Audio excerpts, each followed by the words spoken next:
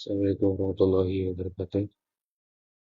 Alhamdulillah, bersyukur atas nikmat ini.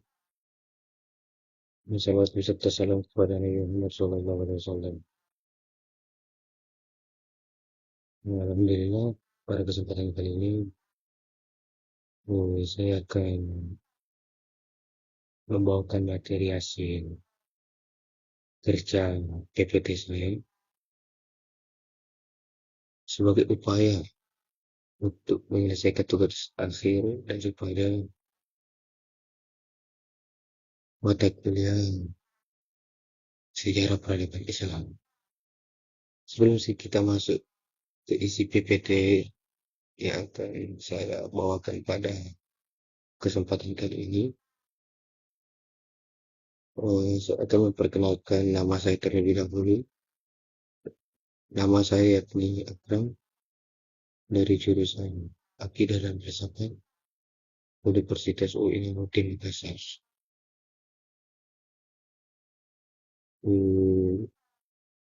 Nanti kita bisa bertanya-tanya mengapa saya mengambil atau ingin mengambil jurusan Akidah dan Filsafat Islam khususnya, karena jurusan Akidah dan Filsafat menurut saya jurusan yang akan mengantarkan kita untuk berpikir secara lebih logis dan dasar keyakinan yang bersifat Islam dan bersifat atas dasar agama Islam.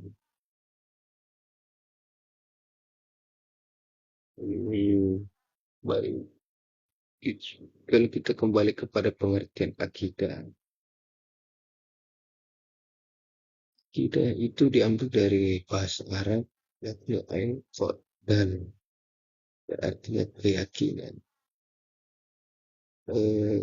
Keyakinan itu meliputi yang pertama ilahiyat, ketuhanan.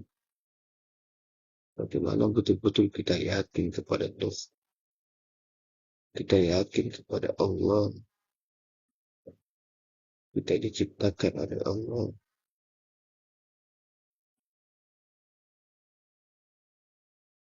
Itu yang pertama. Dan yang kedua, bagaimana kita yakin dengan nabi-nabinya Allah secara nububiyah. Kita yakin dengan nabinya Allah. Kita yakin dengan malaikat-malaikatnya Allah. Kita yakin dengan kitab-kitabnya Allah. Kita yakin dengan hari kiamat. Dan kita juga yakin dengan qada wal qadar. Itulah akidah. Lalu ada pula setelah akidah yakni filsafat. Sebelum kita berangkat ke filsafat, akidah lebih utama dan penting sebagai fondasi dan dasar untuk mempelajari ilmu filsafat. Karena mungkin ada beberapa statement orang-orang mengatakan belajar filsafat akan membuat kalian kafir atau tersesat. Jadi kita mengikuti perkataan para ahli-ahli filsafat saja atau ahli-ahli pemikir dengan menggunakan pendekatan filsafat yang mengatakan filsafat memang menyesatkan, tapi menyesatkan kami jalan yang benar. Mungkin itu yang kami kutip dari anak-anak filsafat semuanya. Filsafat itu diambil dari bahasa Yunani yang artinya filosofia. Kalau secara harfiah diartikan yakni cinta kebijaksanaan. Tapi kalau secara istilah atau definisi, menurut kita masing-masing bagaimana? Kalau menurut saya, sebuah ilmu filsafat itu bagaimana kita menerapkan nilai-nilai kebijaksanaan dalam kehidupan kita agar menghasilkan sebuah kebenaran yang logis, sebuah keadilan, sebuah pernyataan yang bisa diterima oleh hati orang-orang, agar orang-orang tidak berpikir secara impulsif,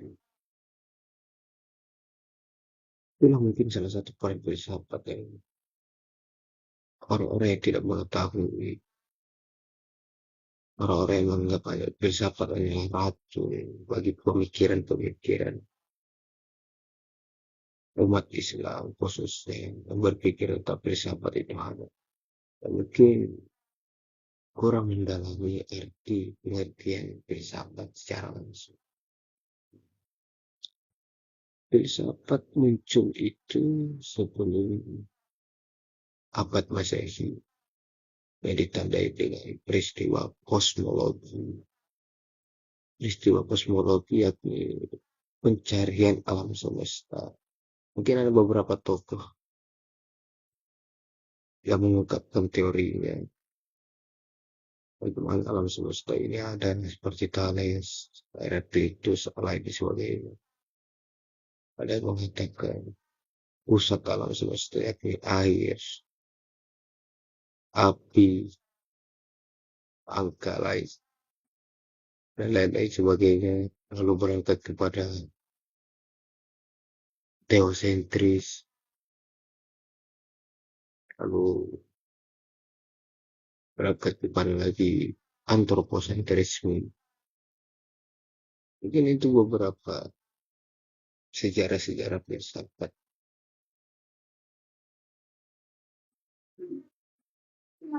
Ya, mungkin langsung saja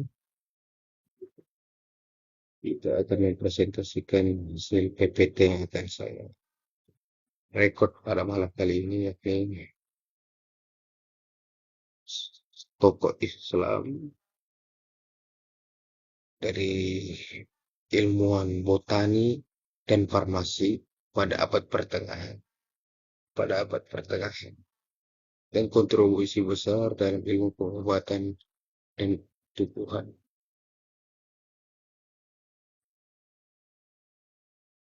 Biografi dan geografi Al-Imam Ibn Al-Baitar. Nama lengkap Al-Imam Ibn Al-Baitar yakni Dia Ad-Din Abu Muhammad Abdul Allah Ibn Ahmad Ibn Al-Baitar Al-Malaki. Beliau lahir sekitar tahun 1197 Masehi di Malaga, Andalusia, Spanyol. Beliau wafat 1248 di Damaskus, Suriah. Beliau juga belajar di kota seperti Malaga, Sevilla, dan Andalusia, Spanyol. Beliau belajar botani dari Abu Al-Abbas Al-Nabati. Beliau juga menjelajahi daerah Afrika Utara, Maroko, Aljazair, dan Tunisia, Mesir, dan Suriah. Beliau juga sempat menjadi kepala apoteker Sultan Ayyubiyah di Kairo.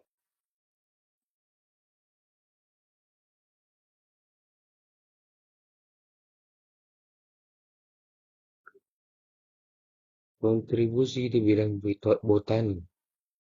Oke, pertama, klasifikasi tumbuhan. Beliau mencatat dan mengklasifikasi lebih dari 1.400 jenis tanaman obat. Menggabungkan pengetahuan Yunani, Romawi, Persia, dan Arab. Lalu mendokumentasikan dengan lengkap, mencatat manfaat, nama lokal, dan habitat tanaman tersebut. Metode yang beliau gunakan yakni observasi langsung dan eksperimen terhadap efek tumbuhan, dan juga melalui pendekatan empiris khas ilmuwan modern. Ada beberapa karya-karya utama beliau yakni Kitab Al-Jami, judul lengkapnya Al-Jami Al-Mufradat Al-Da'awiyah wal Al-Agadiyah. Saya dikenal dengan ensiklopedia obat-obatan dan makanan. Isi bukunya tersebut lebih dari 1.400 entry bahan herbal dan hewani. Beliau menjelaskan tentang bentuk, penggunaan, dosis, serta efek samping daripada tumbuhan yang disebutkan dalam bukunya tersebut. Pengaruhnya pada abad ke-13-14 jadi sangat signifikan dan sangat penting karena diterjemahkan ke dalam bahasa Latin. lalu dijadikan referensi penting dalam pendidikan kedokteran bagi orang-orang timur dan barat.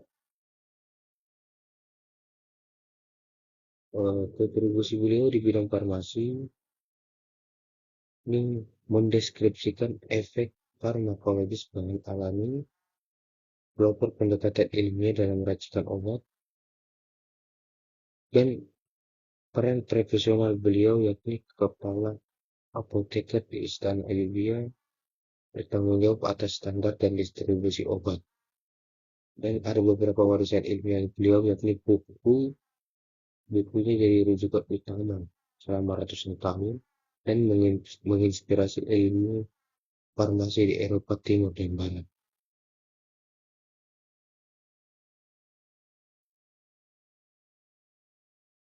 Warisan dan pengaruh beliau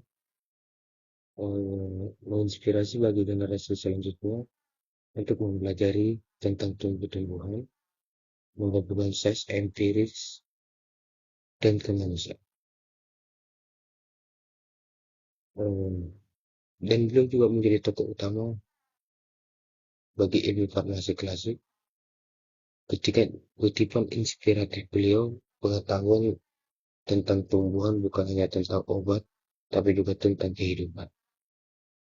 Dan beliau juga diakui, namanya diabadikan dalam sejarah sains, dan diakui oleh salah satu universitas sektor tua, yakni UNESCO, sebagai tokoh penting di bidang botani.